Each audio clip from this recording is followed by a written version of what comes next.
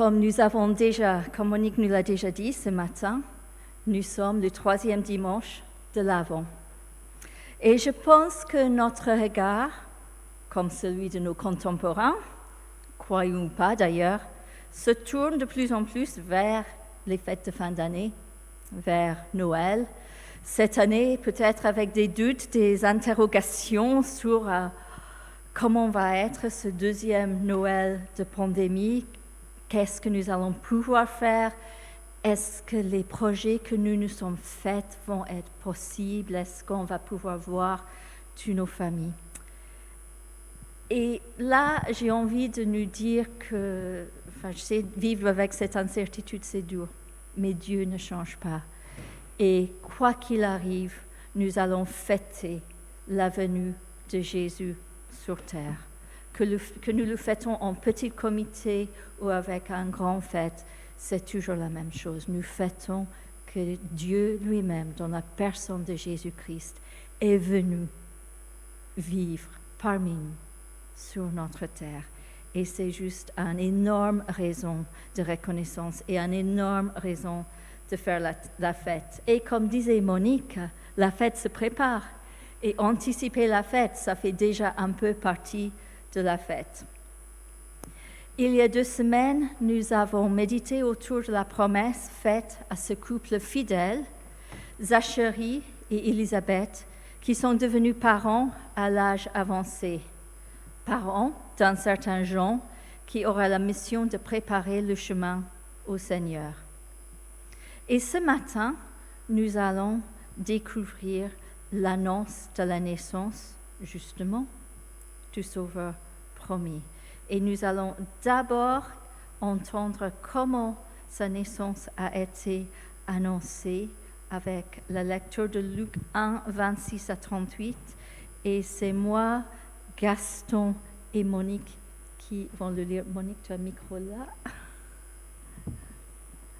Donc on lit à 3 voix. Pardon. Je pense que j'ai annihilé un bout de mon masque en chantant. Luc 1, 26 à 38. Élisabeth est enceinte depuis 6 mois. Voici que Dieu envoie l'ange Gabriel dans une ville de Galilée appelée Nazareth. Il l'envoie chez une jeune fille promise en mariage à un homme appelé Joseph. Joseph a pour ancêtre le roi David, et le nom de la jeune fille est Marie.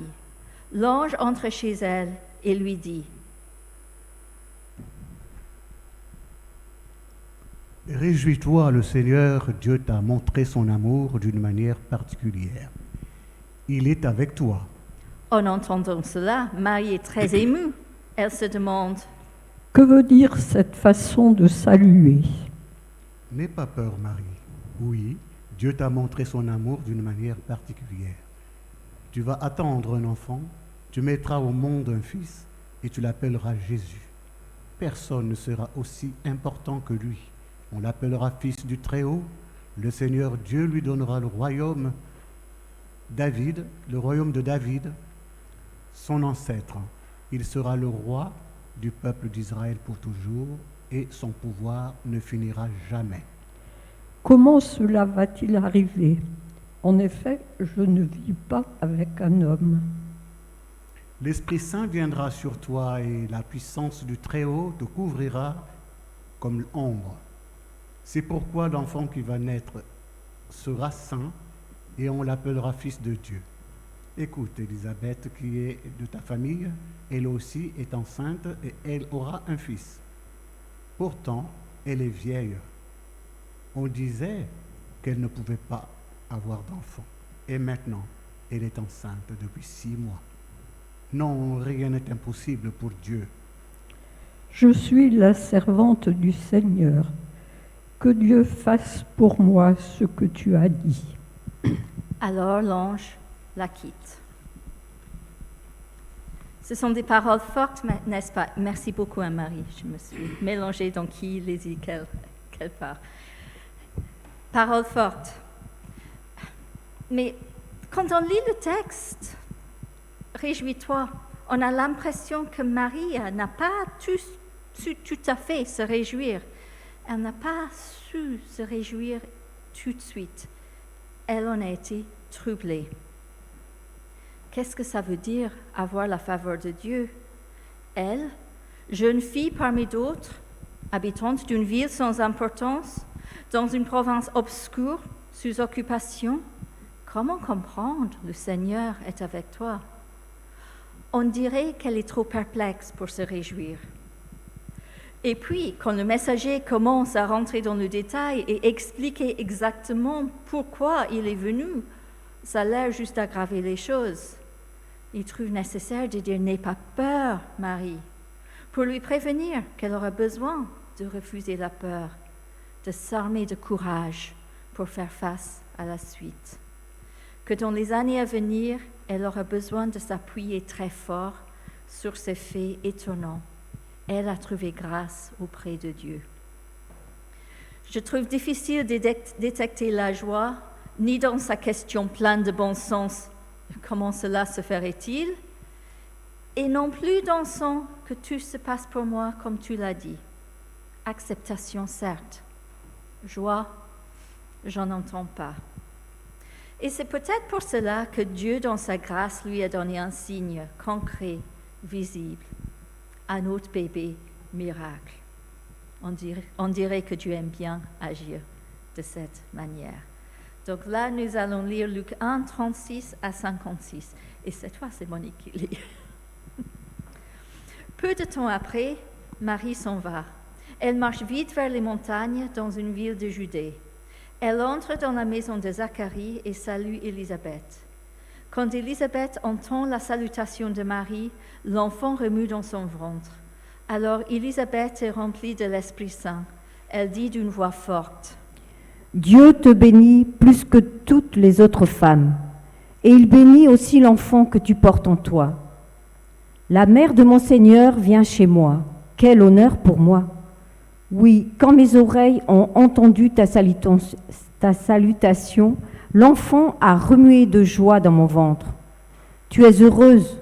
En effet, tu as fait confiance au Seigneur, et ce qu'il t'a dit arrivera. » Oui, vraiment, le Seigneur est grand. Je le chante. Mon cœur est dans la joie à cause de Dieu qui me sauve. Il a fait attention à moi, sa servante sans importance. Oui, à partir de maintenant, les gens de tous les temps diront mon bonheur. Le Dieu Tout-Puissant a fait pour moi des choses magnifiques. Son nom est saint.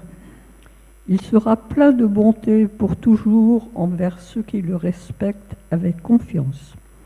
Il agit avec beaucoup de puissance. Il chasse ceux qui ont le cœur orgueilleux. Il renverse les rois de leur siège et il relève les petits. Il donne beaucoup de richesses à ceux qui ont faim. Et les riches, il les renvoie les mains vides. Il vient au secours du peuple d'Israël, son serviteur. Il n'oublie pas de montrer sa bonté. Voilà ce qu'il a promis à nos ancêtres, à Abraham et à sa famille pour toujours. Marie reste avec Élisabeth pendant 3 mois environ, puis elle retourne chez elle. Merci, mesdames. On peut avoir le PowerPoint?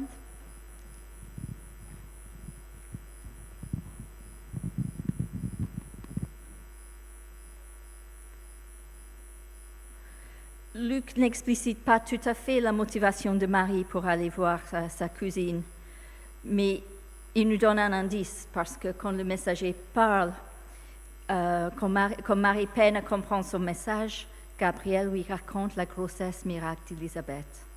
Grossesse miracle qui rappelle d'autres grossesses miracles de l'histoire du peuple juif. On peut penser à Sarah, à Rachel, à Anne. Marie connaissait sans doute ces histoires et donc elle est bien placée pour comprendre la grossesse d'Élisabeth comme signe, comme preuve que les choses extraordinaires sont en cours, que Dieu sait toujours faire l'impossible. Parce que comprendre en théorie, c'est une chose, vivre la réalité, c'est tout autre. Je mets le suivant. Le voyage de Marie pour aller voir Élisabeth n'avait rien de banal. Le lieu précis de la maison d'Élisabeth et Zacharie n'est pas connu, mais c'est dans les collines de Judée, vers Jérusalem, à presque 150 kilomètres donc de Nazareth. La petite phrase « Marie s'en va, elle marche vite vers les montagnes dans une ville de Judée » cache quelque part un voyage de plusieurs jours. Voyage impressionnant, étonnant pour une jeune femme apparemment en début de grossesse. On dirait donc qu'elle était motivée de faire ces voyages.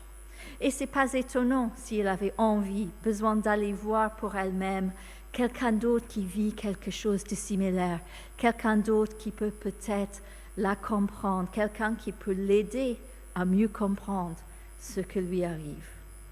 Et quand Marie arrive chez Élisabeth, il y a ce cri fort de bénédiction, de reconnaissance de la part d'Élisabeth, remplie par l'Esprit Saint.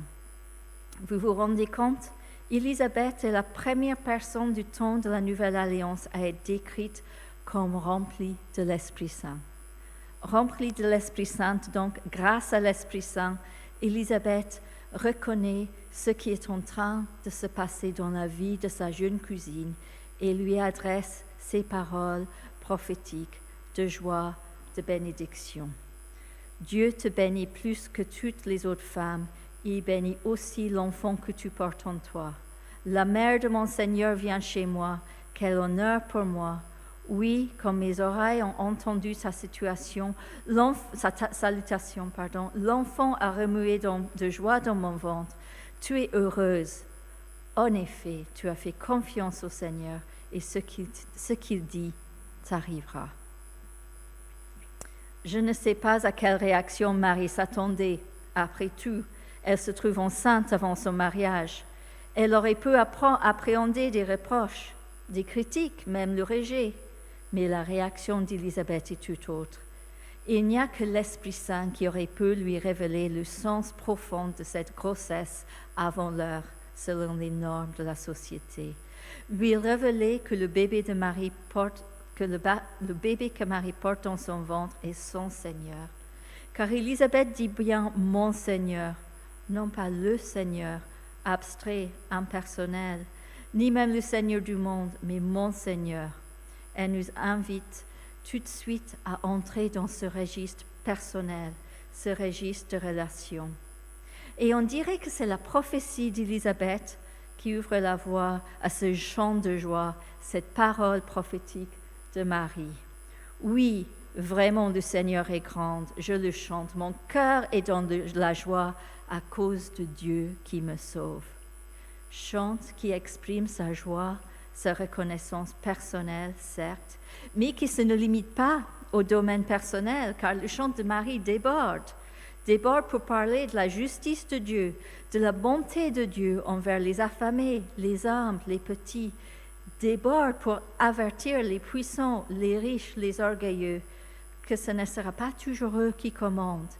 Déborde parce que, par l'Esprit Saint, Marie comprend que son enfant sera une bénédiction pour tout son peuple, pour le monde entier. Le récit de la rencontre entre Marie et Élisabeth nous rappelle que Dieu travaille très souvent à travers les faibles, les méprisés. On dirait même qu'il prend plaisir à le faire, car Dieu ne respecte pas nos hiérarchies, nos systèmes de valeurs humains. Cette rencontre entre Élisabeth et Marie a lieu plusieurs mois avant la naissance de Jésus, naissance qui va changer le monde. Les événements qui vont permettre à Dieu de restaurer la création brisée par le péché sont en route. Et pour l'instant, il n'y a que 2 personnes sur toute la terre qui en sont vraiment au courant. Et ce sont 2 personnes qui sont parmi les moins considérées, les moins respectées de leur société. Élisabeth n'a pas d'enfant. Nous avons vu il y a 2 semaines que c'est une souffrance pour elle, entre autres parce que, de ces jours, la stérilité était considérée comme signe de désapprobation de la part de Dieu, signe que la femme en question, et c'était toujours la faute de la femme, n'est-ce pas, aurait fait quelque chose de mauvais, que si elle n'a pas eu de bébé, c'est parce qu'elle n'en mérite pas un. Une attitude qui plane toujours un peu de nos jours, n'est-ce pas? Quant à Marie, très jeune femme, ado pour nous, 13-14 ans, enceinte avant son mariage, future fille-mère, socialement, ça n'allait pas du tout. Et pourtant, Dieu fait confiance à ces deux femmes. Dieu leur fait honneur. Dieu ne leur traite pas en marionnettes. Il leur révèle ses projets et invite leur participation active. Le jour de la Pentecôte, Pierre citera le prophète Joël qui dit « Je répandrai mon esprit sur tout être humain. Vos fils et vos filles deviendront prophètes.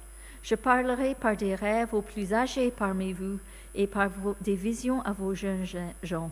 Même sur les serviteurs et sur les servantes, je répandrai mon esprit en ces jours-là. » On dirait que l'accomplissement de cette promesse est déjà anticipé dans les paroles des prophéties d'Élisabeth et de Marie. Ce récit me rappelle que Dieu prend plaisir à travailler avec les faibles, les méprisés. Et puis ce récit me rappelle que Dieu travaille aussi très souvent dans la discrétion, carrément dans le secret. Dieu est au travail ici.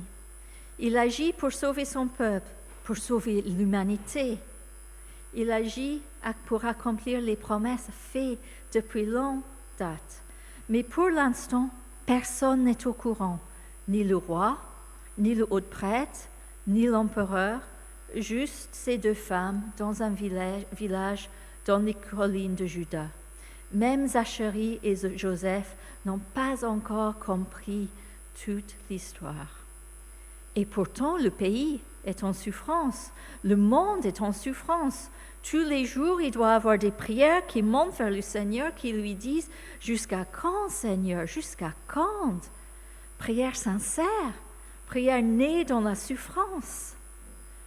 Comme au temps de Moïse, le silence de Dieu n'est pas signe d'indifférence ni d'inaction. Quand au temps d'Élie, la voix de Dieu ne s'entendra ni dans la violence de l'orage, ni dans le tonnerre, ni dans le tremblement de terre, ni dans le feu, mais dans un souffle doux et léger, qui s'entendra à Noël dans la respiration d'un nouveau-né. Et ça me rappelle que je ne trouve pas toujours les signes de la présence de Dieu là où je les cherche ou de la manière dont je m'attends, que ces voix ne sont pas mes voix, ces voix ne sont pas nos voix, et ça nous invite à faire attention et à ne pas nous décourager quand nous avons l'impression que Dieu ne répond pas tout de suite et maintenant à nos prières, même les mieux fondées. Ça nous rappelle la confiance, ça nous rappelle la patience, ça nous rappelle l'humilité, nous qui sommes très souvent très impatients. Je pense que c'est quelque chose que nous partageons tous. Nous aussi, nous prions, je pense au milieu de cette pandémie, nous prions jusqu'à quand, Seigneur? Jusqu'à quand? Mais nous pouvons faire confiance qu'il est au travail. Ce texte nous rappelle que Dieu prend plaisir à travailler avec les faibles, avec les méprisés. Ce texte nous invite à la confiance, à la patience, à l'humilité. Et puis ce texte nous rappelle l'importance de la communion en Christ. Communion de chacun avec Dieu par Jésus-Christ, communion les uns et les autres. La présence littéralement embryonnaire de Jésus crée ici une communion entre les deux femmes. La présence de Jésus amène le bébé pas encore né d'Élisabeth à bondir, sous-entendu en joie et en adoration. Seule, j'ai l'impression que Marie, elle a du mal à s'approprier son appel à être la mère de son Sauveur.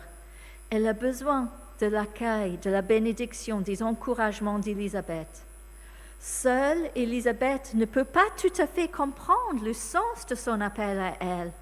Appel à être la mère de celui qui vient à la suite d'Élie, celui qui ouvrira le chemin pour le Sauveur. Mais ensemble, elles se soutiennent et chacune aide l'autre à entrer plus pleinement dans son ministère, dans son appel. Marie se mit en route et se rendit en hâte chez Élisabeth. Et là, elle y trouve accueil, compréhension, soutien, au point où elle y demeure pendant 3 mois. 3 mois de ressourcement sans doute, 3 mois de préparation, 3 mois qui l'équipe à faire face à la suite. Et n'est-ce pas l'appel de chacun d'entre nous de nous encourager mutuellement, de nous soutenir dans nos appels différents mais complémentaires, car, comme Élisabeth, nous sommes tous appelés au ministère de l'accueil, au ministère de la bénédiction, au ministère de la bienveillance. Et puis, comme Marie, nous sommes aussi tous appelés au ministère de l'annonce des bontés de Dieu, là où nous nous trouvons, chacun et chacune à sa manière. Et ce n'est qu'avec l'aide des uns et des autres, et en dépendant sur l'Esprit Saint, que nous pouvons y arriver. Amen. Et je nous invite à prendre le chant « Aube nouvelle », ce chant qui nous rappelle, qui nous place bien dans l'avant, qui nous rappelle que Dieu fait les promesses, que Dieu garde ses promesses et que Dieu va venir.